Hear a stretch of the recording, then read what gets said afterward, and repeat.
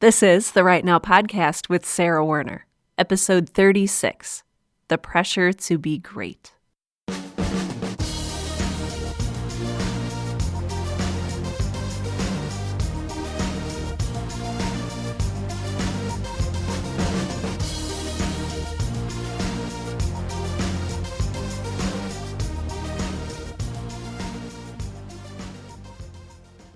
Welcome to Right Now, the podcast that helps aspiring writers to find the time, energy, and courage you need to pursue your passion and to write every day. I'm your host, Sarah Werner, and I made a really difficult decision this week. So I sat down for drinks with my good friend Kate, who is a published author and has published several books and works full-time also as an editor. And I was drinking a glass of Malbec, and she had a Moscow Mule. And I said, Kate, I've decided something. I'm going to write a book. And the reason that I told her was for a few reasons. First of all, she's done it several times before. Second, I know she does it for a living and she takes it seriously. And I wanted to tell someone who would take it seriously. Third, I wanted the accountability of someone who's been there and done that before. I wanted her to know that I was going to do this. But mostly, above everything else, I wanted to see the look on her face. I wanted to see her reaction. What I mean by that is, I wanted to see if she would nod in encouragement, or if she would burst out laughing, or if she would give me a raised eyebrow like, really, Sarah? But before she could respond, I interrupted her, which I'm really, really, really good at doing. Very good at interrupting people. I said, I want the truth. I want the honest truth. What do you think? Can it be done? And she said, yeah, but it's going to take a lot of hard work. So that's the big decision that I've made. Maybe the biggest decision I've made this year. And it's more than just a decision to write a book. It's a decision to put in what I know is going to be a ton of hard work. I feel like I shouldn't still be discovering things about myself because I'm a little bit past the soul-searching, life-changing, late teenage, early 20 years. But I'm still learning stuff about myself and about how the world works. And I hope that's good. I hope it means that I'm not some kind of dreadful late bloomer. Or maybe I am a late bloomer and that's absolutely fine. But there's a lot of stuff that comes before making a large decision like that. And I think that one of those things rests very heavily on a decision that I made last year. And that was the decision to learn how to say no. One of my favorite episodes of this podcast was episode 9. And it was called Say Yes to Writing. And the premise of that episode was that when you say yes to writing, you say no to other things. You have 24 hours in a day. No more, no less. That's just something you can't change. But more than that, you have a certain amount of energy that you can expend. So if I think about a pie chart of 24 hours, and I have a very dear friend who has a master's degree in data visualization and hates pie charts with every fiber of his being, but it works as an illustration in this case. The pie chart represents all of the energy that you have. Whether you have a lot or whether you have a little, that circle contains it all. Divide up the pie chart as to what you spend your energy on. Going to work, going to meetings, eating food, going to your kids' soccer games, making the food that people are going to eat, running errands, writing or crafting or sitting in front of the fireplace with a book. That's everything that you've said yes to. And if you try to wedge another piece of pie into that pie chart, it's going to overshadow something else. It's going to take over necessarily the time that you give to one of those things and the energy that you give to one of those things. So by deciding what you're going to say yes and no to, you're sort of tidying up and perfecting and optimizing how you're expending your energy within that pie chart. When you say no to something, you free up the time to say yes to something else. So I've had to say no to some things this past year, and I thought it was going to be a lot worse than it was. So what I'm going to do is keep doing that this year, and I'm going to be a lot better this year at saying yes to writing. Some of you might know that I'm taking a social media hiatus this month. So if you've seen a diminished presence on any of my social media platforms, that's why. By doing that, I've realized exactly how much time I fritter away on Instagram and Pinterest and all these other things. It's not new. It's not anything I didn't expect, but it's still a revelation when you discover it for yourself. So yeah, that's one of the decisions that I've made this year. It's not a New Year's resolution per se. It's just something that I've been meaning and wanting to do, and that I really can't afford to keep putting off while I fill up my time and my energy doing things that don't really matter. It's still important to remember that you can't be productive with a capital P all the time, and that some downtime is healthy. And that's the other side of it that I struggle with. There was a time when I was recording multiple podcast episodes a week and holding down a full-time job and trying to make time to write and spending the necessary time with friends and family. And anytime someone would ask me to watch a movie or just hang out, I'd say, no, I'm not really producing anything in that time. Therefore, that time is not valuable. That is the wrong mentality, and it will take you to bad places. It's part of that work-life writing balance that I'm still trying to figure out right alongside you. Why am I telling you all of this? Well, my podcast had its very first birthday a couple days ago. February 11th celebrates the official launch date of the Right Now podcast, and it got me thinking about what I've done this past year with this podcast, about all the new friendships I've made. Those of you who have reached out to me, thank you. I love that you've reached out, and I love that we're forming a community of writers together. Not to give anything away, but more to come on the community of writers.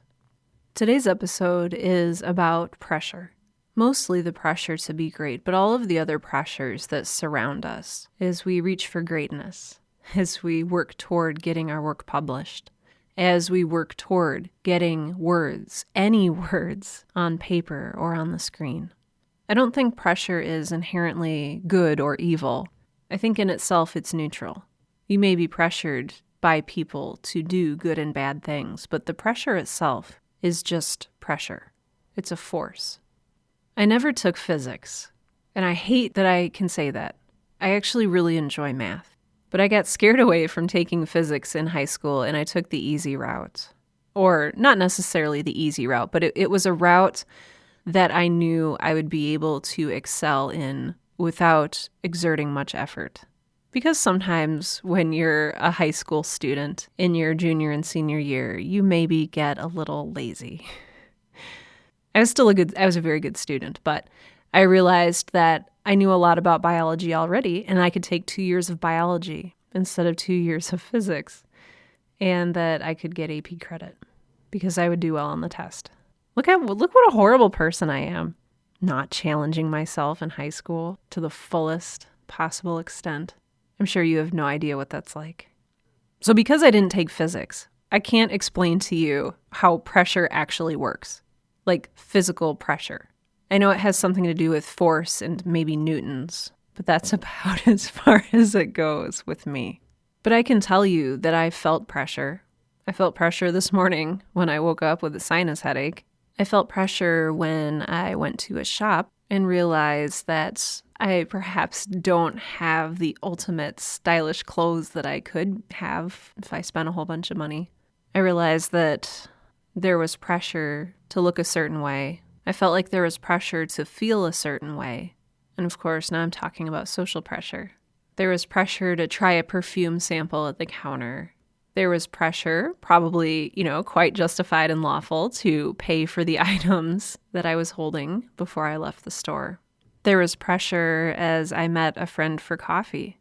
Pressure to order a fancy latte and a pastry instead of the plain black coffee that's a little better for my budget and my waistline.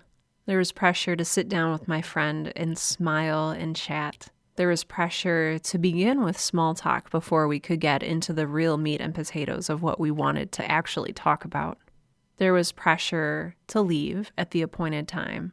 Pressure that grew and grew as the minutes ticked by and I checked the clock, realizing I have to leave in 15 minutes. I have to leave in 10 minutes. I have to leave in 5 minutes. There was pressure as I drove away from the coffee shop to follow the speed limit, despite the person who was driving right on my bumper, pressuring me to go faster. You get the picture. So what do we do with this pressure? We're constantly making decisions, whether we're conscious of them or not. And we're constantly either letting the pressure get to us or roll off our backs. I think a lot of how we handle pressure has to do with our strength of character and our values and what's important to us, what we believe in. Your beliefs and values and your strength of character is sort of the opposing force to this pressure. It's what you exert back. If you, at your very core, are in alignment with the pressure, then it makes for an easy decision, and you might not even realize that you're making the decision. But if you're feeling pressure that goes against what you believe in, then it becomes a little more difficult. And sometimes we're really good at tricking ourselves. I'm thinking about when I returned from coffee with a friend today, and I sat down to write. There was pressure to write, but there was also pressure to go do something easier, like bake cookies or watch a movie. I know you want me to say that despite the difficulty, I made the decision that I felt was right to write. But I chose to go and bake cookies, and I tricked myself, and I said, I'll think about what I'm going to write while I'm baking. And even as I said that, I knew that I wasn't helping release the pressure to write. I was just deferring it. I was just pushing it away to deal with at a later date when it would come back stronger. I felt a disharmony as I stepped away from my writing desk and went into the kitchen. I don't know if any of us at any time in our lives will ever say that we're as strong as we want to be, whether it's physically, mentally, spiritually, depending on what kind of pressure we're dealing with. I think there's even writing-specific pressures. I walked into a bookstore last week, and I got both really excited and really discouraged at the same time. Do you ever get that feeling? You walk into a bookstore, and there's just this beautiful array of books spreading out in all directions. It's like you're walking into a kaleidoscope. I love walking into bookshops. There's so many covers. There's so many books. And I kind of get this dual pressure. The pressure to write a book and have my book be one of those beautiful flashes of color on the bookstore shelves. But there's also a little bit of a panicking pressure that sets in.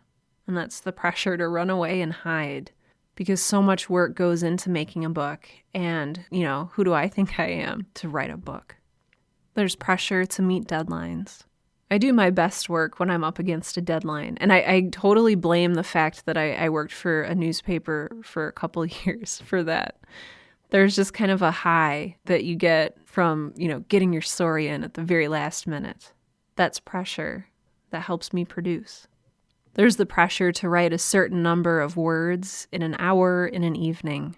There's pressure to just get published. Maybe a friend or a loved one is kind of concern trolling you a little bit and saying, hey, did you get a lot of writing done today?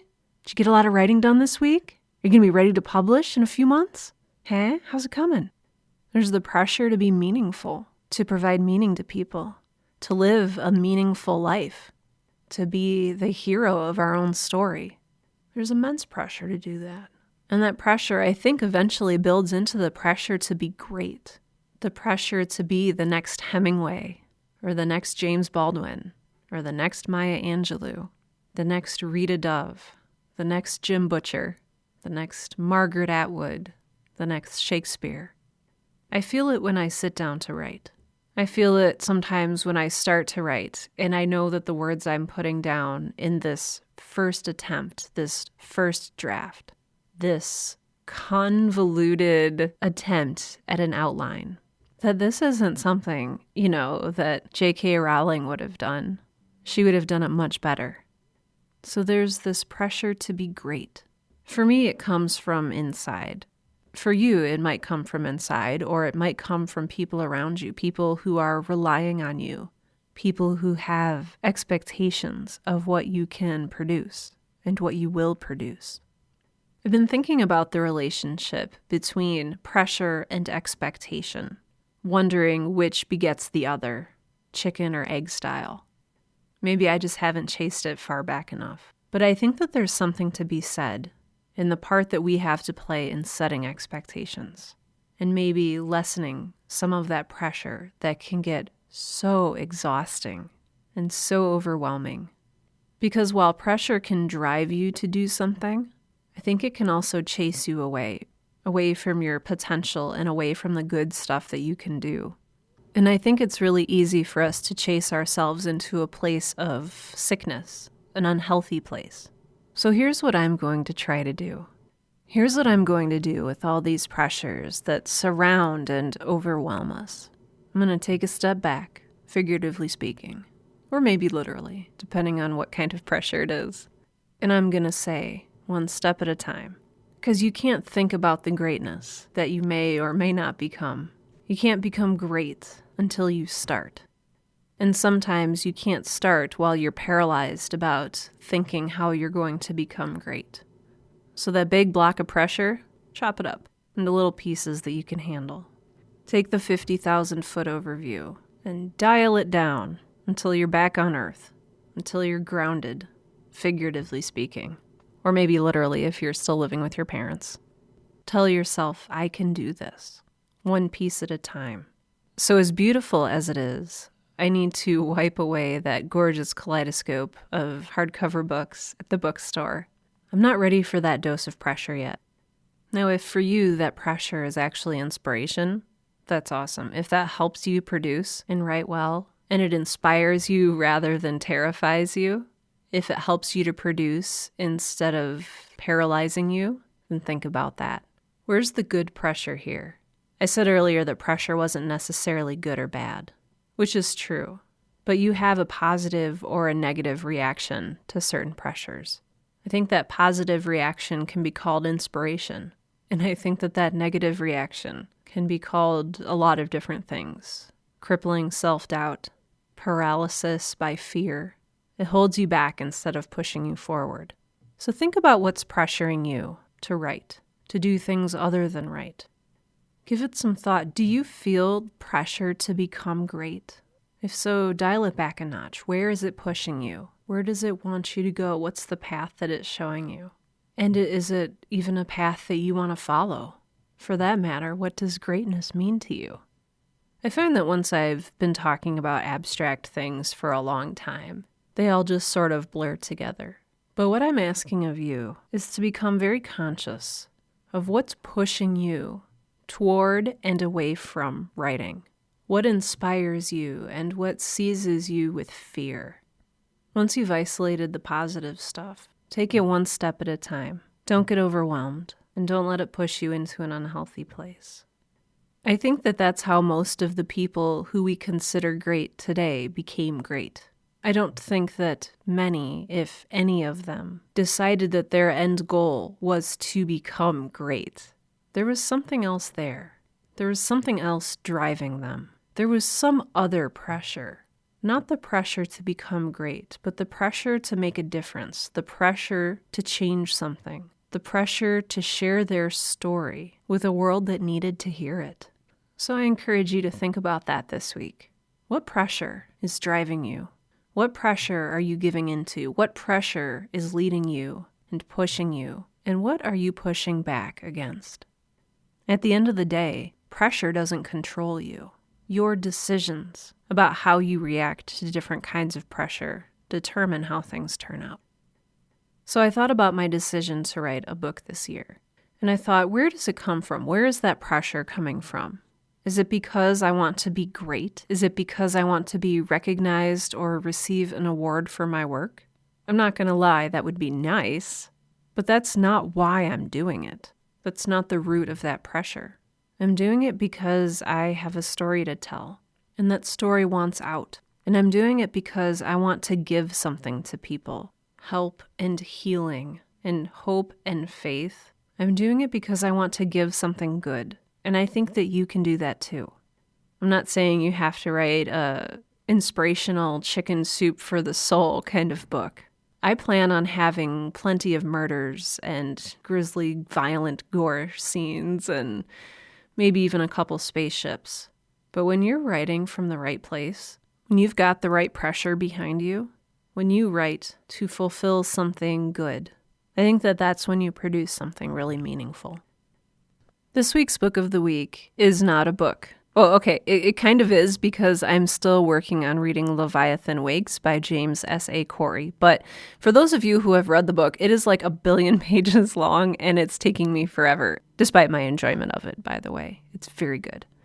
So what I've been doing is, long story short, it has been advised that I lose a little bit of weight. So I've been going to the gym, and at the gym, I've been listening to podcasts. I know, big surprise, right?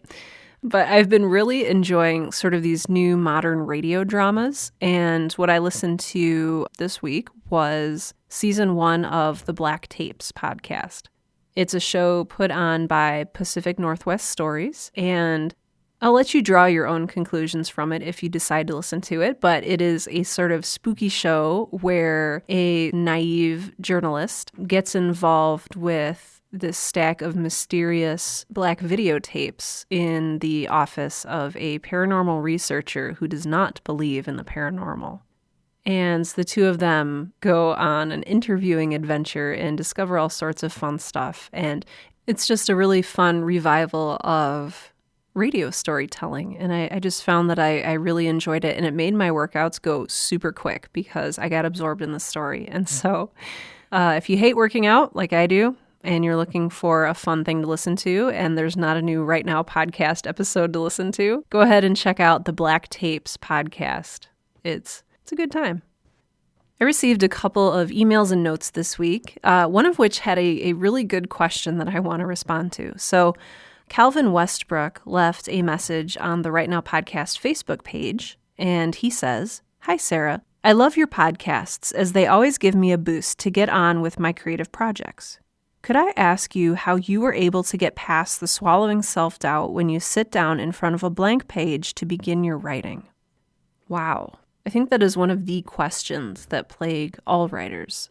And I think that what I want to tell you, Calvin, and anyone else who might be struggling with this, is that sometimes you've got to shift your focus a little bit. Myself included. I want to say that I am not exempt from this, but sometimes it can really help to shift your focus. And what I mean by that is, instead of sitting down and feeling that pressure to be great, I always like it when questions tie in with the themes that I'm working with. That doubt is coming from the pressure to be great. You say, no way can I be the next Hemingway. No way can I produce anything that great. Well, you're not going to. Not on your first try. Not in your first draft. So take a little bit of a shift in your perspective when you sit down. Remove yourself from the equation, or maybe remove your ego, which is something that I need to do a lot because I have a huge ego, which is why I'm talking about the pressure to be great. Remove that from the equation. When you sit down, focus on the voice that wants to come out. Focus on the story. Don't think about how this word sounds next to that word. Just set your ego aside. Not that I'm calling you an egoist, but we all have an ego and we all feel the need to be great. But put that aside for now. Focus on your message. Focus on your voice. Focus on just getting it out on the page. If you listened to a coffee break episode that I did a little while back with Dean Barker, you can find it. It's on iTunes. It's on my website, sarahwerner.com. He talked about how the first draft of anything doesn't matter, because it's going to get revised so much over and over and over again. That first draft is just for getting your ideas out there. You're not creating a masterpiece at this level. You're creating a draft. And it's okay for drafts to suck. And it will suck. And that's okay. Writing is hard work, and it calls for tons of revision. And that's just part of what we choose to do when we choose to write a book. And I'm telling this to myself as much as I am to anyone else. So when you sit down and you stare at that screen and you wonder, what string of words can I put on this screen that will make an instant masterpiece? You're putting way too much pressure on your first draft. You're putting the pressure to be great on something that's eventually going to get written over about 1 million times. So stop doing that, and I need to stop doing that too. Refocus. Focus on putting words on the page, words that don't have to be great right now, and let me know how that works out for you. Calvin has also asked if I could shout out to his website, and of course, I'm happy to do that. Cal, C-A-L-W, brookauthor.wordpress.com.